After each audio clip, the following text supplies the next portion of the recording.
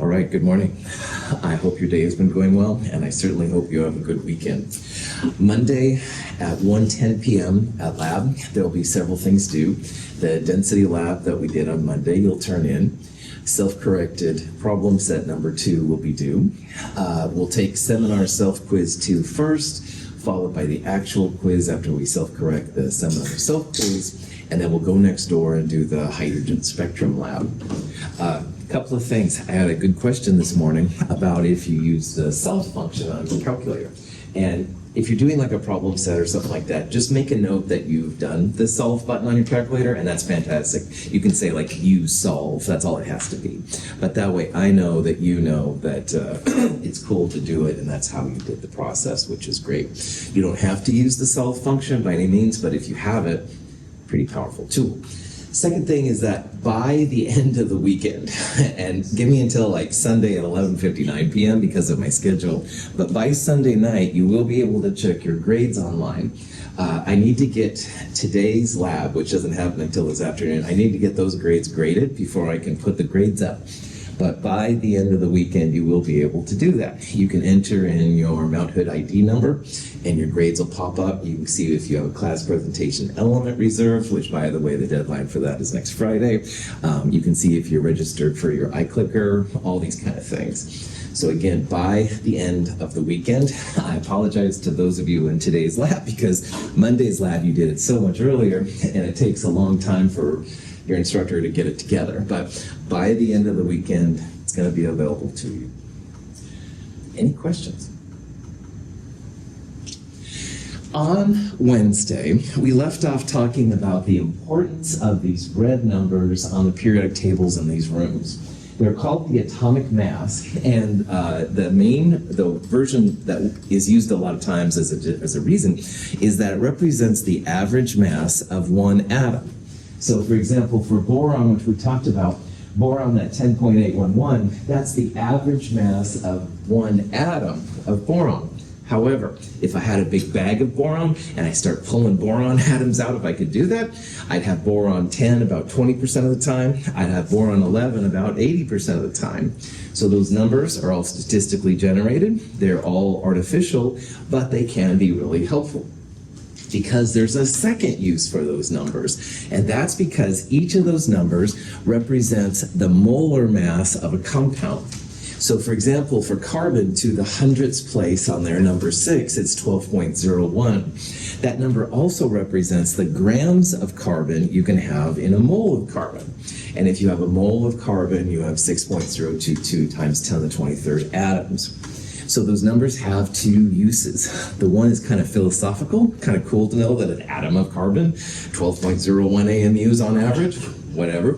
But the one we're going to use a lot, all right, is the grams per mole, how many grams there are. So we don't have to count the atoms, we just measure them on the scales like we did on Monday in lab, and you can quickly tell how many moles there are, and that correlates then to how many atoms you have. So on Wednesday, we did some examples of just elements. This example right here extends it to a compound, all right? So ethanol, which is drinking alcohol, just say no, kids. Anyway, but ethanol is drinking alcohol. It's also used for solvents for taking grease off machinery, and it's used in medicine. There's other uses besides drinking alcohol. But anyway, the formula for ethanol is C2H6O, so that means 2 carbons, 6 hydrogens, and 1 oxygen. And to the hundredths place, which most of the time is fantastic in chemistry. Carbon is 12.01 grams per mole, and there's 2 of them, so that means the composition of carbon would be 2 times 12.01, 24.02 grams. 6 hydrogens, again, this just comes straight from the formula. To the hundredths, hydrogen is 1.01, 6.06, and then finally oxygen, 16.00 grams per mole, and there's 1 of them. So if you add up the values of CH and O together, you get this number. This is the molar mass of ethanol. So if you measure out 46.08 grams of ethanol, you have a mole of ethanol. And a mole of anything, 6.022 times 10 to the 23rd. In this case, it would be molecules of ethanol. Now again, there's nothing wrong with, for oxygen as an example, using 15.9994 grams per mole, but it's going to take you more time. All right, you're going to have to write it out more. You're going to have to enter in more values on your calculator, whatever. If you keep it at the hundredths, it's a more efficient system. I am on your side. I know sometimes, fascist instructor, but this is one way that I can save you some time, because instead of having to look up and copy down those extended numbers, which can be cool if you have higher experimental needs, but most of the time, just to the hundredths place is great. Questions? Okay, here are just some other examples. Tylenol has the formula C8H9NO2, and the formula for Tylenol, which we'll talk about more in the Lewis structures in chapter 4, looks like that. The molar mass, when you add up all of those together, about 151 grams per mole. And again, that would come from 8 carbons, 9 hydrogens, 1 nitrogen, and 2 oxygens. And here are just some other examples. Aspirin, if you don't like Tylenol, copper 2 chloride dihydrate is a compound. Iron 3 oxide is essentially rust. But the one that we're going to use more than anything else is water. 18.02 grams per mole is a number we're going to use over and over and over again. And it comes from oxygen being 16.00 plus 2 hydrogens, 2 times 1.01, 18.02 grams per mole. That's a number we'll use over and over and over again. So I even made a question about it because it's like so important to us. What's the molar mass of water? All right. And again, there's several things you could do here. Maybe you knew it already because this is something that gets used a lot, but you could also calculate it. All right. Again, hydrogen on the periodic table, 1.00794. Don't use that many sig figs. Cut it off at the hundredths, 1.01. Round the last zero up to 1. 2 times 1.01 plus oxygen, 16.00, gives you 18.02. I highly recommend that you look for and get what's called a molar mass calculator. Some calculators have them built in, but more often than not, what people will do, you can get an app for your phone. Don't pay anything, get one for free, all right? You can find free ones, websites that you can use on your computer and stuff. I have several molar mass calculators that I use a lot, and they're pretty cool, all right? So instead of having to calculate 2 times hydrogen plus oxygen, I can just put in H2O and hit enter, and then out comes the values. And it can be really helpful. It's not critical. If you're not into that, you can always do it manually. But this is something we will do a lot, and if you can just calculate the molar mass quickly doing homework in labs and stuff, kind of cool. Any questions? Okay, here's a different kind of example. This is saccharin. Saccharin is a sugar substitute. It has a formula C7H5NO3S. This is what the molecule looks like, if you will. I have given you the molar mass, in this case, 183.18.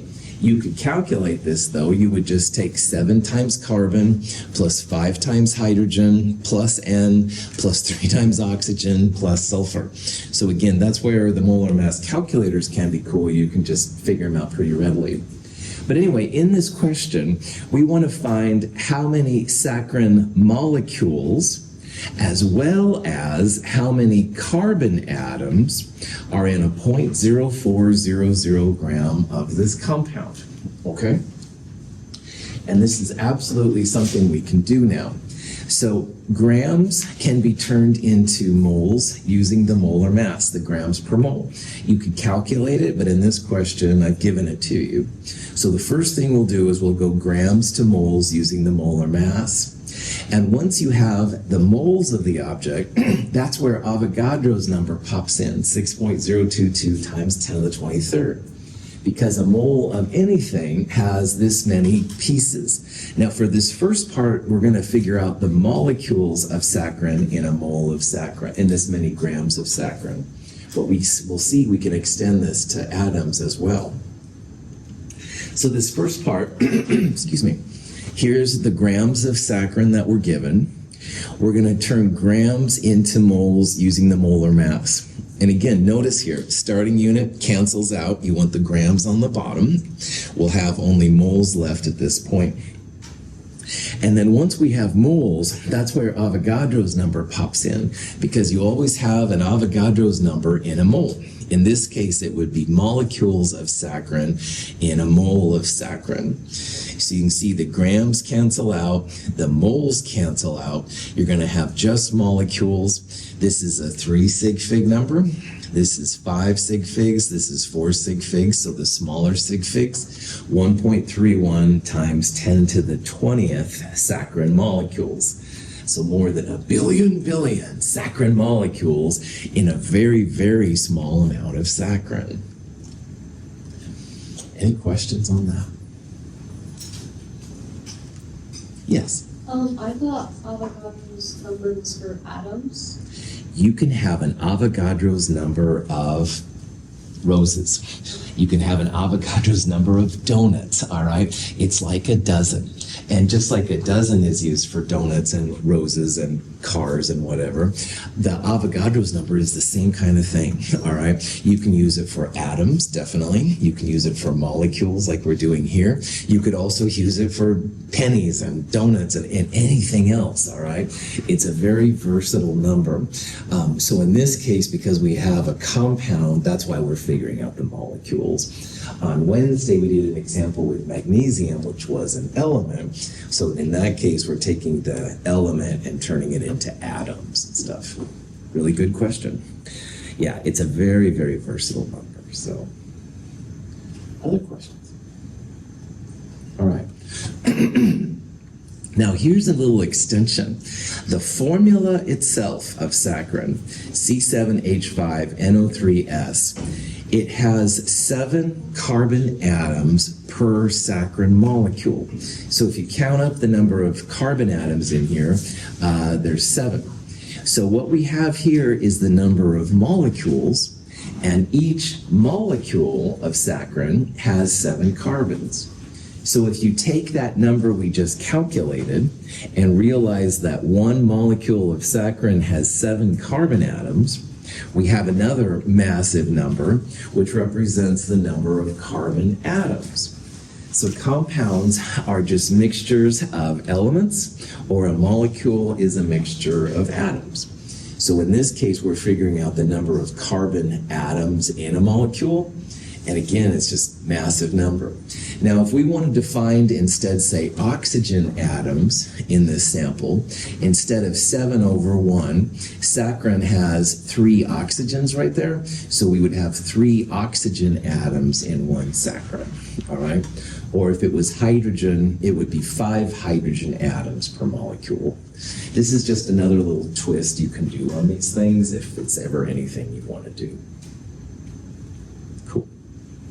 Any questions on that? If nothing else, next time you take a drink of coffee or eat a donut, since I mentioned donuts so many times, or whatever, all right? We are all consuming so many atoms and molecules at one time. And it's natural and it's normal, but it's a little freaky when you have this kind of knowledge, because goodness, these are big numbers. Remember, 10 to the 18th is a billion, and both of these numbers are bigger than a billion. So again, the number of atoms. Okay, instructor's getting too excited. Questions on anything from chapter 2? All right. So what we're going to do now, we're going to change gears. And in this next section, we're going to see how studying essentially a light bulb reworked all of chemistry in a pretty drastic way. And chemistry began to diverge from classic physics and stuff like that because we started studying light. Now, in the old days, when they had lights, candles and stuff like that, they had illumination, but it was nowhere near what we have now, all right? They didn't have overhead lights. The LED lights are so cool and stuff like that. So light has been really helpful to us as a society, definitely. But we're going to see in this section that light has done a lot more for us, especially in chemistry. This guy right here, his name is Schrödinger. And Schrödinger is one of the most fascinating people from this section. He's also a very interesting person on a personal level, but you can look at that later if you want. And this thing right here is called Schrödinger's equation. And it's a way that all the things we're going to talk about in this chapter, more or less, were derived. And it's really interesting because Schrödinger's equation, although it looks pretty chill right there, Schrödinger's equation uses stuff essentially from like Math 254, which is Calculus 4. If you've taken Calculus 254, or you will, then you would have all the skills that you need to do these kind of equations and calculations. However, if you haven't taken Math 254 or you haven't taken it for a while, don't worry, because the prereqs for this class are like much lower than that, all right? So what we're going to do is we're going to use the results of these Math 254 equations to do some really cool things about electrons, how they're set around atoms and stuff like that. Most of chemistry involves electron transfer, how electrons go from atom A to atom B. So if you understand the electrons and where they go, you can make predictions as to their energies, if something will happen or not. So it's kind of a cool chapter. Any questions? Okay. So first of all, if you've seen fireworks and stuff like that, or if you've ever just sat around a campfire, you know that a lot of times these energy things will have light associated with them, and that's super cool. Fireworks, of course, come in many different colors. Campfire, if you ever sit around in that, camping, is usually yellow, and all of those things have to do with the atoms that are inside whatever sample is being burned or excited or whatever. Isaac Newton was the first person to realize that the light from the sun actually has a lot of different colors in it. And he used a prism to basically separate out the different colors of the rainbow. The rainbow is basically the same phenomenon stuff. And everybody was really fascinated then how that happened.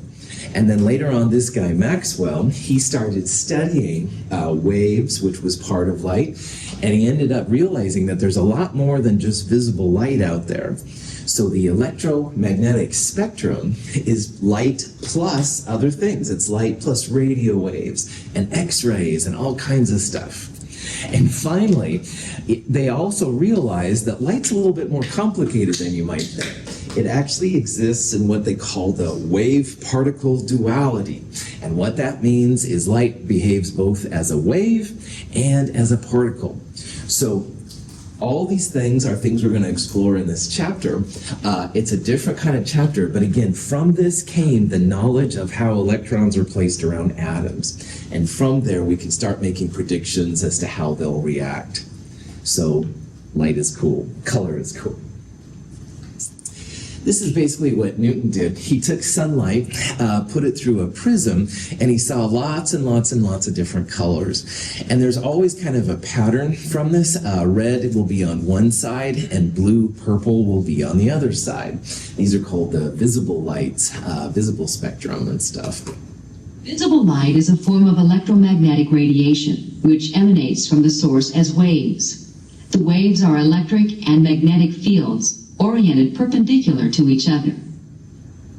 So the electromagnetic spectrum encompasses not just visible light, but other kinds of things that you may have heard of. So for example, radio waves. Turn the radio on. KGUN, no, whatever. Turn the radio on, you're using another part of the electromagnetic spectrum. Microwaves, if you heat your food up. Ultraviolet, you get a sunburn at the beach or something. Gamma rays and X-rays, all of these are under this electromagnetic spectrum. And what that means is that light, as well as radio and gamma, etc., they have both an electric part and a magnetic part. And in physics, that will be something that's important. For right now, we're just going to kind of talk about all these different parts and talk about what makes one different from the other. But it's pretty cool. James Maxwell has one of the coolest beards of all the people that I talk about. But anyway, he was the one that first really looked into the science of waves. And there's actually a lot more science involved than you might think. Now, a wave is different parts, but All waves can be described through what's called a wavelength, all right? A wavelength gets the symbol gamma, or thanks for playing, gets the symbol lambda, excuse me. Lambda is a Greek letter, looks like an upside down Y. You don't have to use exact lambdas, but that's what it's supposed to be.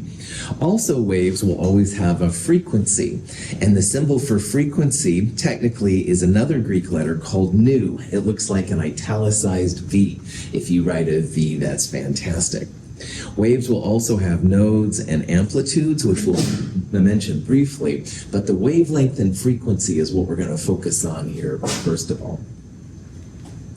Now, what Maxwell realized is that as these electromagnetic waves go through a vacuum, they always travel at the same speed, which is the speed of light, 2.998 times 10 to the 8th meters per second. And this is an important number. I'm going to put it up here. The speed of light gets the symbol little c, all right? And you'll see different versions of it, all right? But in this class, make sure you use the 4 sig fig value. And it's a very fast speed, but it's also, in theory, the fastest that you can go.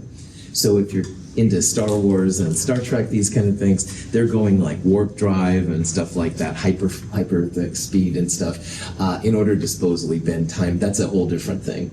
But anyway, for us here on the Earth anyway, the speed of light is as fast as all light goes. So the light from these light bulbs, in theory, comes down about the speed of light to us. It's very, very fast. So what is a wavelength and what is a frequency are really good questions. Up here I've got pictures. One is of a visible light, so maybe the light that's coming down right now. And the other one would be a light we couldn't see but we can detect called ultraviolet light. And a wavelength is literally the distance from where the wave starts to where it stops and begins again. So it's like an up and a down. That's one wave, and then up and down would be a second wave, etc., etc. You don't have to go up first, so this shows a wavelength going down and then up. That's fantastic, but it's wherever it starts and essentially stops, or you have a new wave start. But the thing about wavelength is it's a length, all right? It's a length like a meter. Every wavelength has a different value, but it is literally like a distance that that the energy has to travel. Frequency represents how many waves go by per unit time. So let's pretend just for a second that we're looking at time of 1 second, all right? So this wave up here has 1 wave and a half of a wave, so it has 1.5 waves going by per second if the time is second. But this wave right here has 1 wave, 2 waves, and 3 waves going by per second, per unit time. So the frequency is literally how many waves are going by per unit time. And it doesn't have to be a second. It could be an hour, it could be a nanosecond, whatever. But this one you can see has a smaller frequency than this one. If t is the same, smaller frequency, larger frequency. On the other hand, this one has a longer wavelength, and this one has a smaller wavelength. So one thing I want you to see right here is that if the wavelength gets bigger, then the frequency is smaller. Compared to something where the wavelength is smaller, then the frequency would be larger. It's this inverse relationship. Antonio, you had a question. How exactly did they measure this to be able to correct it? Yeah, we're going to talk about that, so hang tight. So yeah, but it took some skill, all right, and a lot of trial and error too, shall I say, and but yeah, we'll talk about that here. Other questions? Okay, so wavelength, a distance, frequency, number of waves per unit time, and as wavelength goes up, your frequency will get smaller. On the other hand, smaller wavelengths will have larger frequencies, which is important. I'm going to mention here just briefly, a node is a place on a wave where there's no wave present, like the wave goes to zero. And you can see that all waves will have a couple of nodes per wavelength, all right? And that's very normal.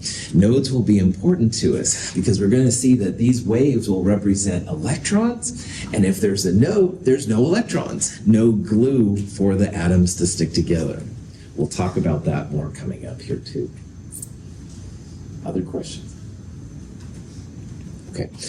There are different kinds of waves, all right? So waves at the ocean, they're moving waves, and that's a whole different kind of wave than what we're going to talk about. We're going to talk about waves that are always stuck in place. They're called standing waves. So imagine that this is the nucleus of the atom, and this is the outside. This would be like a wave that's moving up and down, okay? So if I said to one of you, hey, hold this rope, and we start shaking it, all right? If we shake it just a little bit, you'd have a little bit of a wave. But if you shake it a lot, then you start having lots and lots and lots of waves. And so waves in chemistry are going to be standing waves. If you have like audio waves and stuff like that, that's a whole different kind of thing. But the waves we're mostly going to talk about in this class will be standing waves when they're around an atom. Now, frequency, like I said, gets the symbol nu. It looks like a V, that's fine. The units of frequency you can always tell because it's going to be the number of waves or cycles per second or just per second. And hertz is a common unit that's used with frequency. Waves do have a length associated with them. Meters will be sometimes used, nanometers will use a lot, other kinds of units. And they have this lambda thing right here. So if I gave you just a number and I had a hertz HZ next to it, that would be a frequency. On the other hand, if I said, hey, is this value a wavelength or a frequency, and it had nanometers, you'd say, oh yeah, that's going to be a wavelength.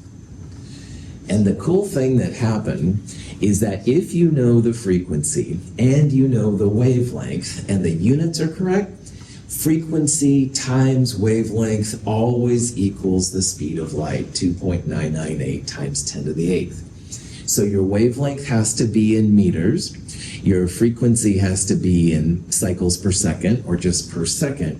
But if you do that, they're always equal to 2.998 times 10 to the 8th meters per second.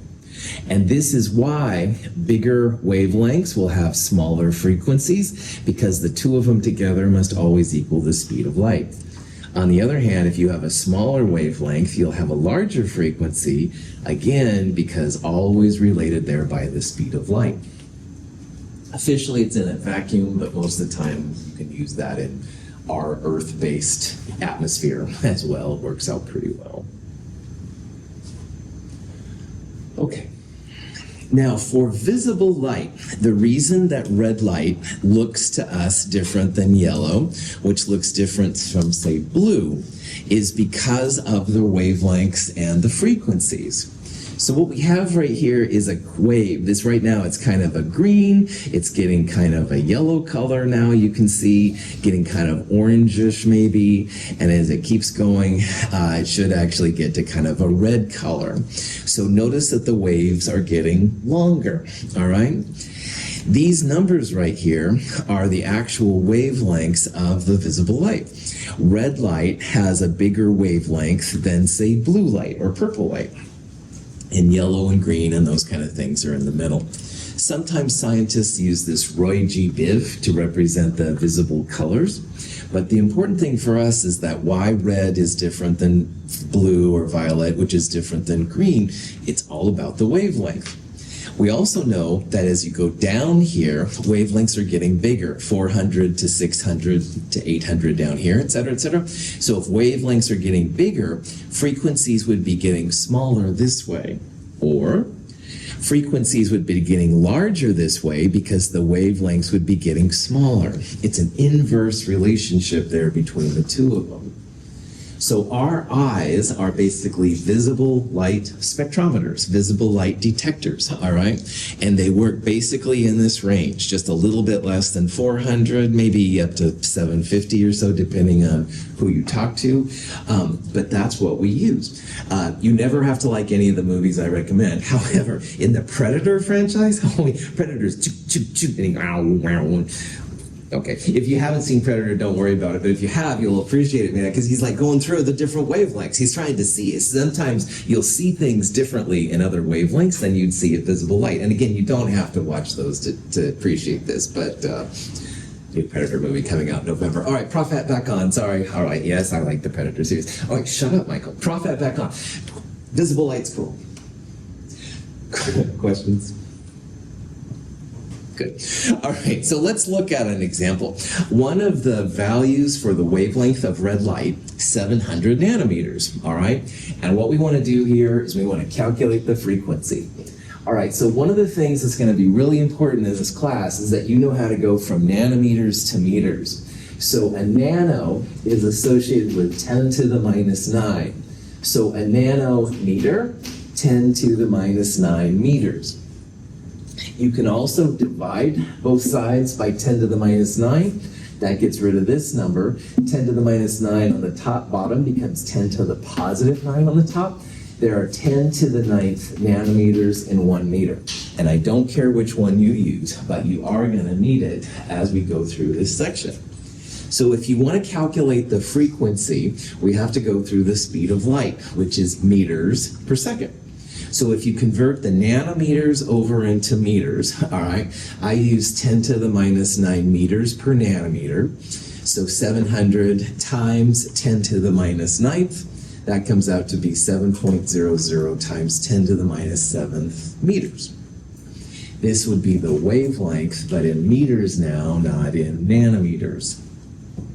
Now to get to frequency, and frequency is that kind of Greek V thing, speed of light equals frequency times wavelength. So frequency would be the speed of light divided by the wavelength.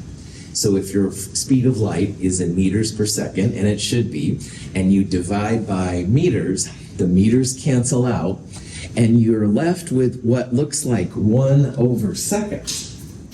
And 1 over seconds, which are the units that you end up with, is oftentimes written as seconds minus 1.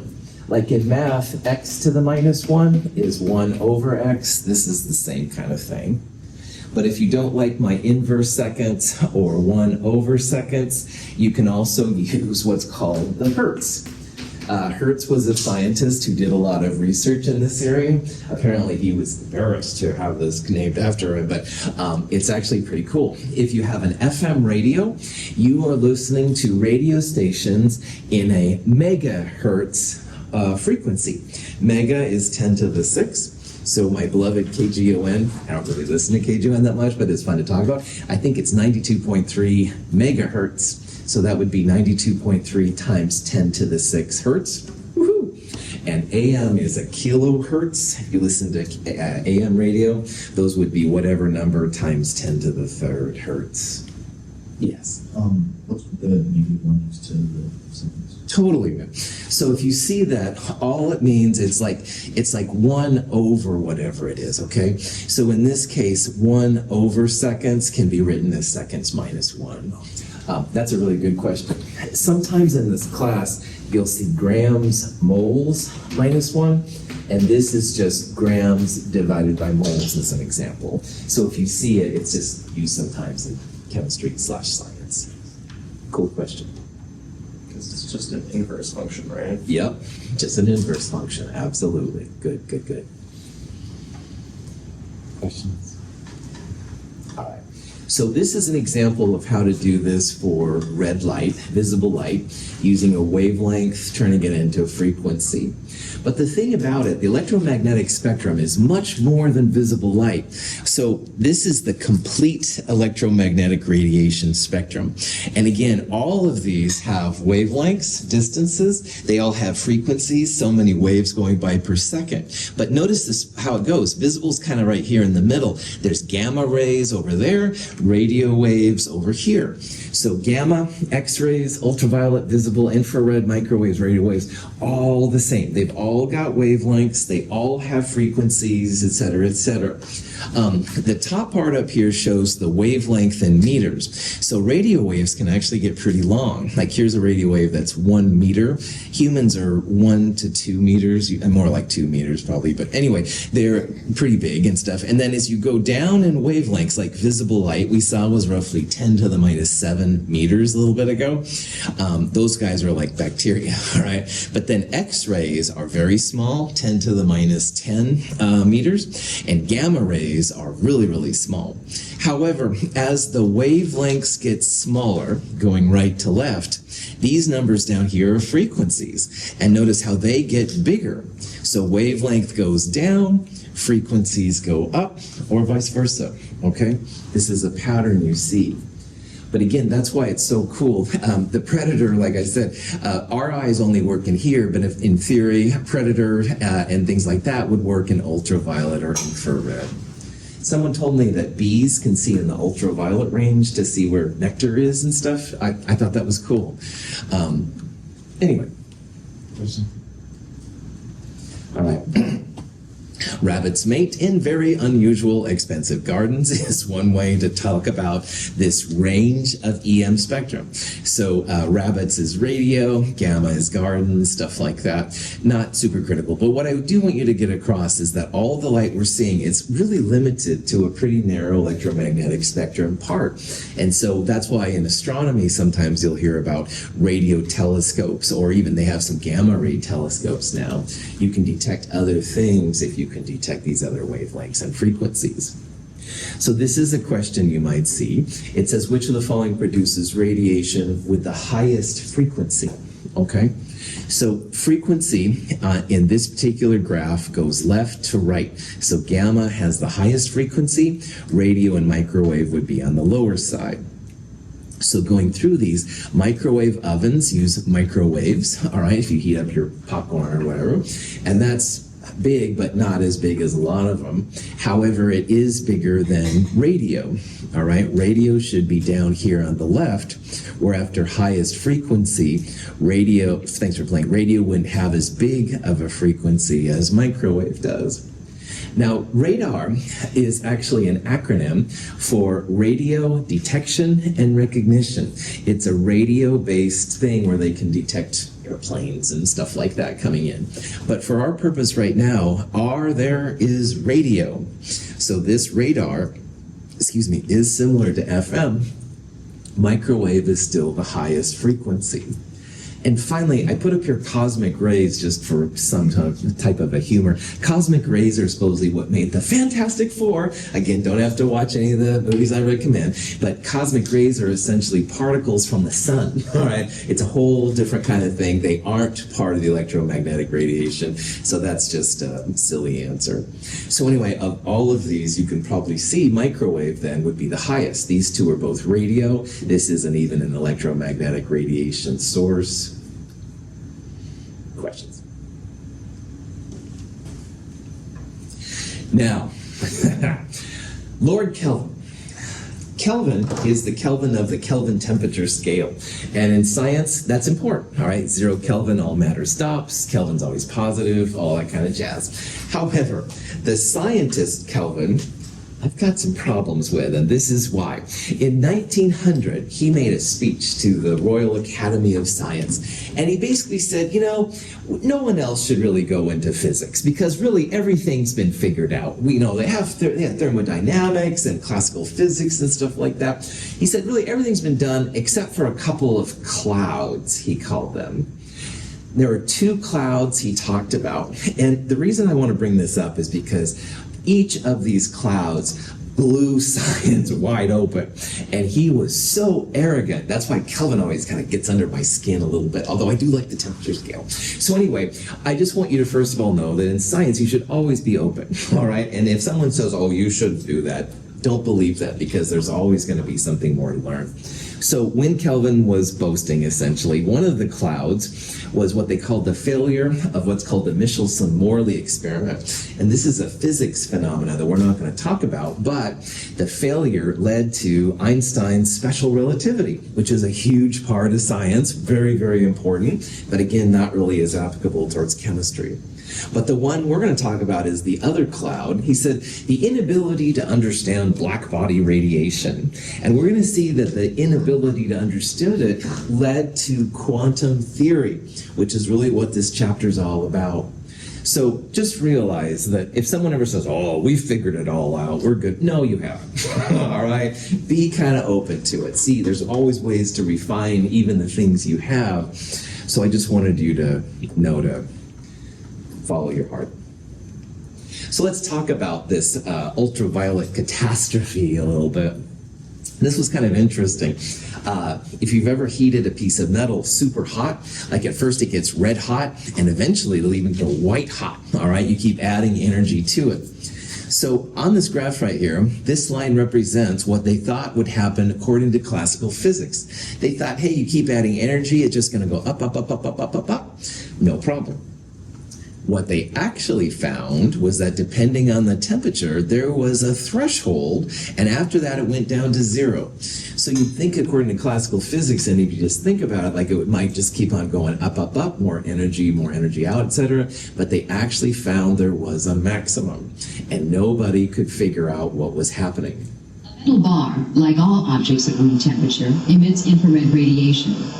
When heated to a relatively low temperature, however, the emitted radiation is in the red portion of the visible spectrum. As temperature increases, more light of shorter wavelengths is emitted until the bar glows white hot. In general, the hotter an object, the shorter the wavelength of light it emits. As the bar cools down, its glow returns to red. So this was an issue. Nobody understood what was happening. Classical physics, like based on Isaac Newton's things, had worked really well, and they still work really well. But for this one, it didn't do a very good job. So out of the blue sky came this guy, Max Planck. Now, in Germany, it is a high research institution called the Max Planck Institute, and it's named after this Max Planck, so it's pretty cool. And Max Planck realized that, well, classical physics wasn't working. However, we can describe the black body radiation behavior if we think about light as being able to absorb or emit small packets of energy, which he called quanta. And along the way, he came up with the realization that the frequency is proportional to the energy that's being outputted or inputted. And there was a constant, which is now called Planck's constant after Planck, 6.626 times 10 to the minus 34 joule seconds. And this one is a pretty important constant. 6.626, 10 to the minus 34 joule seconds. Planck's constant is a number we'll use almost every time that we use the speed of light. So it's important, all right? Over here in this graph on the left, this shows what was called the Rayleigh-Jeans application. This is a classical physics application to the ultraviolet catastrophe. But once Planck did his work and realized that light comes in packets, oh my goodness, right on the dot, right on the money, all right? So Planck didn't understand what was going on. He kind of thought it was maybe a fluke, but anyway, it turned out that this was the beginning of this new field of physics and chemistry, quantum physics, quantum chemistry. But again, Planck didn't really understand it, but it did lead to Planck's constant, which is used now quite a bit for different things. So again, Kelvin just kind of, this must be some kind of fluke or whatever, apparently, but as it turned out, no, this was the beginning, the birth, if you will, of this new field of science. So, how can we use Planck's expression? Energy of the quanta, or individual pieces, is equal to h times the frequency, and again, h is this value right here. But remember earlier we saw how the speed of light equals the wavelength times frequency. So you can substitute in for frequency, speed of light over wavelength to get this expression. And this is also really helpful. Now earlier we saw how as wavelength goes big, frequency goes down. They're on opposite sides mathematically. Now we can see how energy plays a part with these things. And notice how frequency and energy are directly apart from each other. So if you have a big wavelength, large wavelength, you're going to have a small frequency. They're opposite. And if you have a smaller frequency, you're going to have a smaller energy. So wavelength goes up, frequency goes down, and energy goes down. But also, if you have a smaller wavelength, that means you're going to have a bigger frequency, and bigger frequencies mean you're going to have a bigger energy. Now, chemists are always interested in the energy of things. That's why this is pretty important, all right? So not only are wavelength and frequency inversely proportional, now you can see that if you figure out the frequency, you can figure out the energy, et cetera, et cetera. So here's a question. Here are three what they claim are wavelengths. Which one is the highest energy? Now, first of all, let's talk about again the units of wavelength. Wavelengths are always length, all right? And if you look at these carefully, answer C is hertz, all right? I erased it, shoot. Hertz is an inverse second. It's a frequency. So C is not a viable answer for this question. We're only looking at wavelengths, and these two wavelengths are the values we've got. So is a meter bigger or is a nanometer bigger? Meter, absolutely. Meters like this big, nanometers would be 10 to the 9th order smaller. So definitely the meter is bigger. So if meters is bigger, frequency will be smaller and energy will be smaller. And likewise, though, if you have a small wavelength, you're going to have a big frequency and you're going to have a big energy. So smallest wavelength corresponds to the largest energy. So in this case, then definitely 47.1 nanometers, the smallest wavelength, will have the biggest energy. Wavelengths gets bigger, smaller energy. Yeah. And that's why, like, X-rays are able to, like, penetrate through solids, right? Definitely. X-rays, and even better sometimes gamma rays, can penetrate almost anything, yeah, because their energy is so much higher. That's right. They have really high energy and really, really small wavelengths. Good. Other questions? All right. Planck was one of the people that was told not to go into physics. Everything is no. But, you know, rebelliousness can be helpful. He didn't listen, and it's good. All right, kind of brought around science to some new things, brought some new understandings. So, screw you, Lord Kelvin. Anyway, there's another player, though, we need to talk about. I have just enough time to talk about him. Einstein, probably the most famous scientist of all time. Now, Einstein, his main thing, speed of relativity, special and general relativity, which is more of a physics thing. But what he actually got the Nobel Prize for is something called the photoelectric effect. And it's a fascinating phenomenon because photoelectric effect, light is shined on a metal, and all of a sudden electrons start flowing, all right? Now, here's the thing. Light, you know, light's coming down on us right now, and we're not like nothing's happening, all right? It's helping us to see, but nothing else is going on. So light here, if it's causing electrons to come out, it's like throwing a dart or better yet, shooting a gun. If you shot a particle at metal, it would like spray out and stuff. So particles upon particles will make things happen. Light is just light, and somehow these particles, electrons, are being kicked out. So the photoelectric effect is just amazing. Light here is acting more like a particle than it is as a wave. And if you stop the light, no more electrons pop out. You can change the frequency and stuff like that of light. You still have the same amount comes out. Very When yellow interesting. light shines on the metal surface, electrons are knocked out of the metal. As long as light of sufficient frequency shines on the metal, free electrons are produced and a current flows through the tube, as measured by an ammeter. The current stops flowing when the light is turned off. Okay. So this blew everybody's brains because why in the heck would light cause electrons to flow? All right. And Einstein, when he studied the photoelectric effect, he basically said, hey, all right, I think that light here is exhibiting what he ended up calling the wave-particle duality. Now this is where things get really strange. Some small objects, like electrons, can behave as both waves and as particles. And we'll talk about that more probably on Monday. However, here he's seeing that light itself is behaving as both a wave and as a particle. Now, light will have wavelengths and frequencies, all the stuff we just said, but no mass, all right? But as light attacks, if you will, the metal, apparently somehow it's like a particle bouncing into it. It's causing other particles to come out. So this was blowing people's minds as well, and it just shows then how it's possible for some of these things to behave both as a wave and as a particle.